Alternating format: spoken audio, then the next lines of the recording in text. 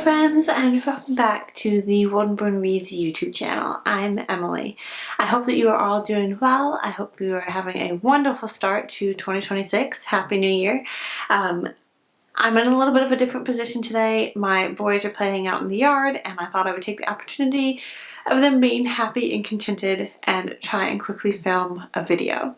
Today's video is hopefully going to be short, 10 to 15 minutes. I thought I would just do a quick recap of the books that I read in November, and I think there were a couple that I read in December that I haven't talked about, but actually I might have already talked about all of the December books in my Christmas books reading wrap-up thing that I did, video that I did, which I believe was the last video I filmed for this channel. I don't remember for sure. There's been some sleep deprivation going on, so my memory of things is a little bit fuzzy. But I know that there were some books that I read in November of 2025 that I absolutely loved, and I haven't shared them with you yet. And so I thought I would do a quick little end of the year sort of a thing, wrap up for the last couple of months of 2025, and then hopefully my next video will be talking about all the books I read for the year, and I kind of want to do a little like stats and wrap up sort of a thing. Of how many books I read, because I still don't know yet. It is January 7th today, and I still have not had the opportunity to sit down and figure out how many books I've actually read in 2025, so I'm very excited about that. And then I also want it to be like a favorites of 2025 video, so hopefully that will be coming very soon. But let's go ahead and talk about some books. I believe I already talked about The Wagered Widow by Patricia Veryan. I finished that right at the beginning of November. Excellent, excellent book. Absolutely loved it. It was in a similar vein as like a Georgette book, a similar style of writing and language and everything. It was amazing. Loved that one. Then I read Lady Hathaway's House Party by Joan Smith, and this was my second Joan Smith book that I read, I believe. I think it was just a second, and I thoroughly enjoyed this one. It's where a lady Lady Hathaway is having a house party, and she accidentally, through circumstances, ends up inviting like the most prominent separated couple in society at the time. She invites the husband, and then he says he can't come, so then she invites the wife, and it's Oliver and Belle. And then of course through circumstances they both end up showing up, and then there's all kinds of fun and stuff that happens with a lovely happy ending, and it was so fun. Like, it was just really, really fun. It took a little bit to get into it. I think that might be kind of consistent for a lot of Joan Smith's books. Everyone that I've read so far has had that. And I have started the beginning of another one, which I'm not sure if I'm in the mood to read right now, so we'll see if I finish it. But they take a little bit to get into, but it is, again, in the same vein as like a Georgette. Not as good as Georgette, but it was really good. And it was fun because it was kind of this married couple that are separated for reasons, and then they find out that those reasons weren't great reasons, and it's lovely. Sweet romance and all of that, and I very much enjoyed it.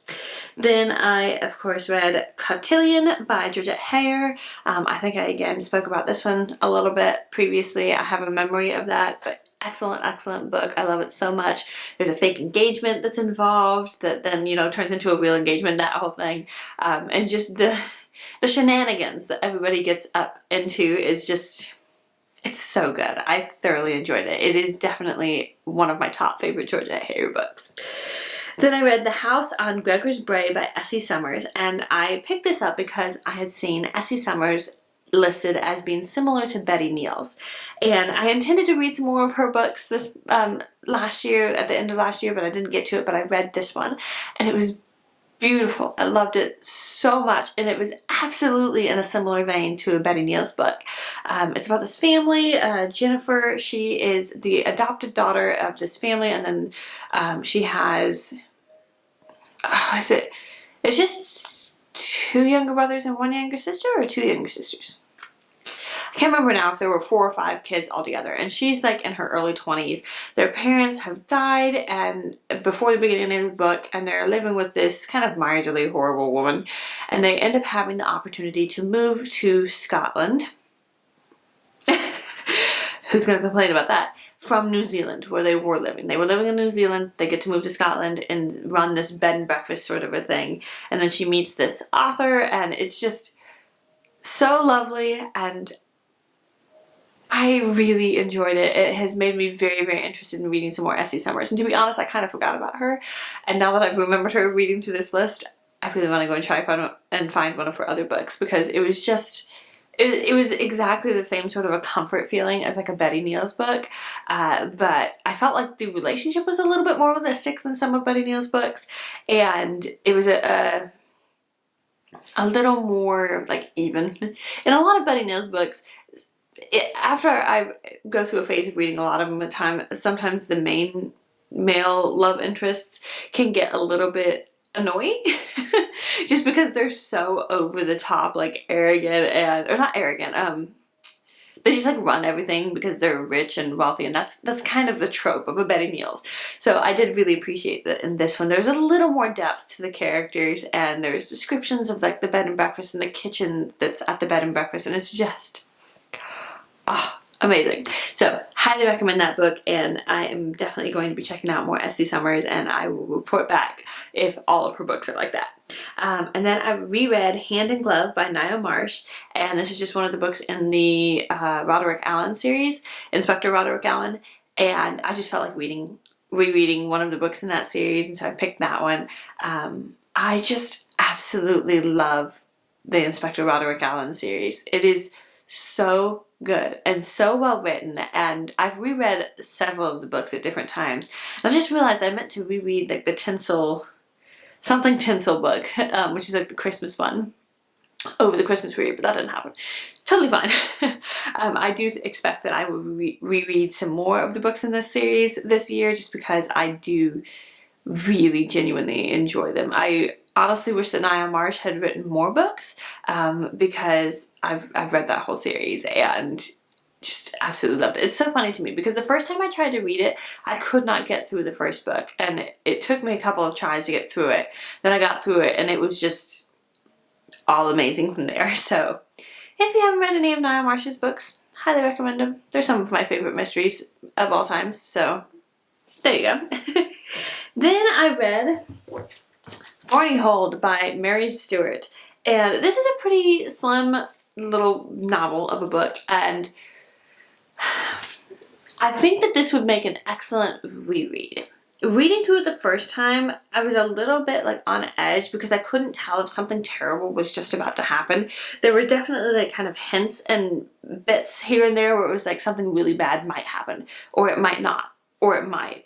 And so I think I could reread it and get a lot more from it the second time than I did from the first time. And I think this is why I love, a large part of why I love rereading so much, is because for me at least, oftentimes when I'm reading through a book the first time, it can be stressful. Even if it's a relatively relaxed book, it can be stressful because I just don't know what's going to happen. And so then when I reread it, I can just relax and actually enjoy the book. So this is about, what is it? I've been writing the names down. Nicola? Yeah, Nicola and, hold on. Gilly. Nicola is from Hand in Glove. Gilly. And she inherits her aunt's house in the country, and she goes there, and there's, she finds out that her aunt was kind of like an herbalist, vet, wise woman sort of a thing. There are definitely hints at like witches and whatnot.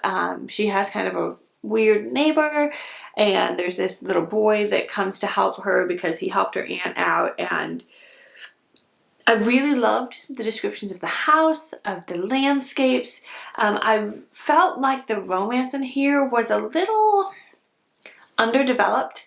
It was kind of, yeah, I think that's the only way I could put it, underdeveloped. Like, it was almost like the book was too short because it didn't have the opportunity to kind of flesh that out a bit more. It was kind of like a love at first sight sort of a scenario in some ways.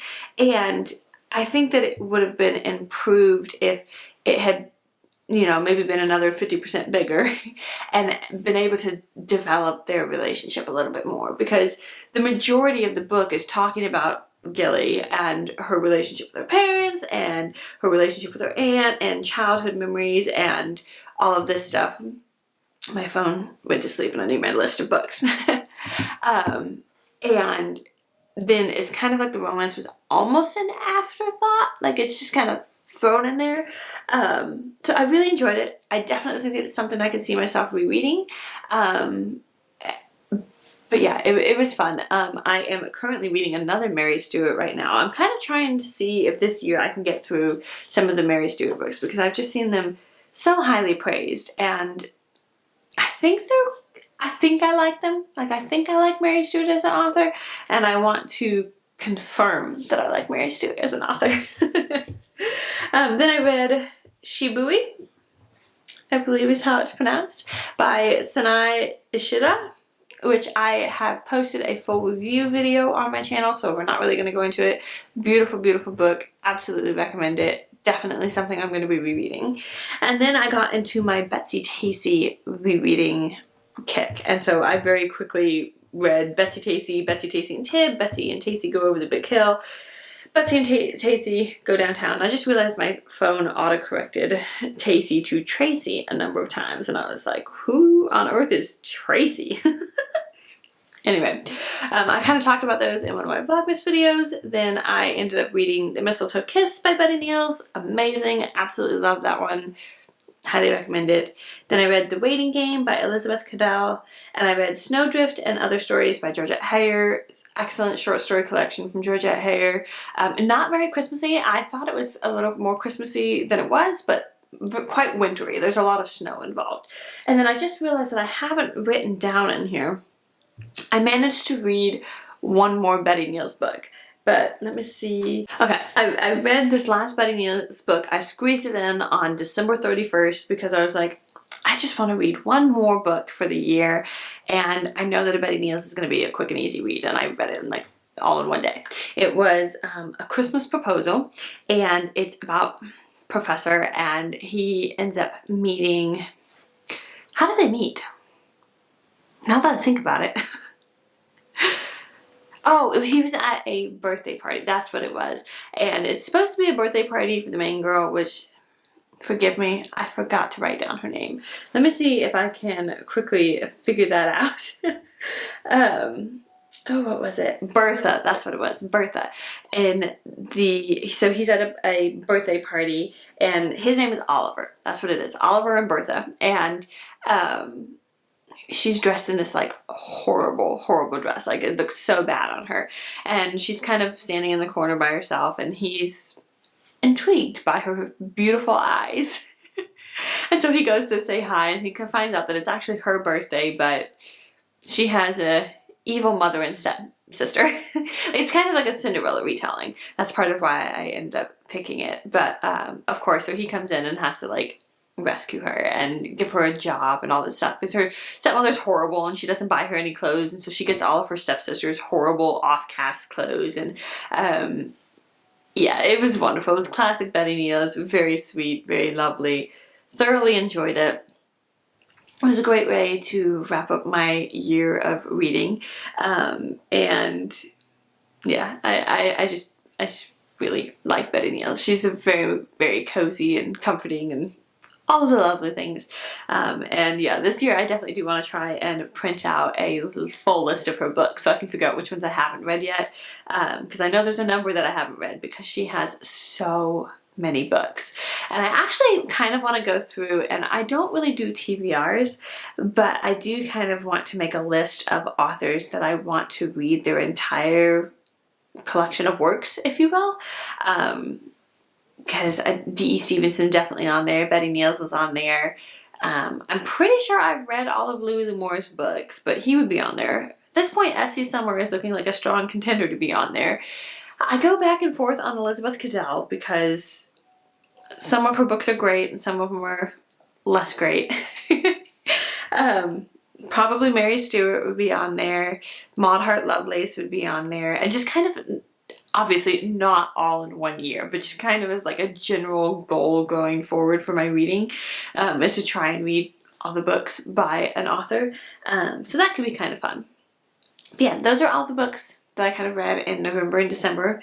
I am, like I said, hoping to have the chance at some point to sit down and just go through all of the books. My plan is I'm not going to do like 2 videos of like my reading wrap up for the year and favorites. I'm going to combine the two, and I'm going to experiment with something this year and try and just as I'm going through the books, just pick a favorite for each month. Rather than trying to think of like what was my favorite overall.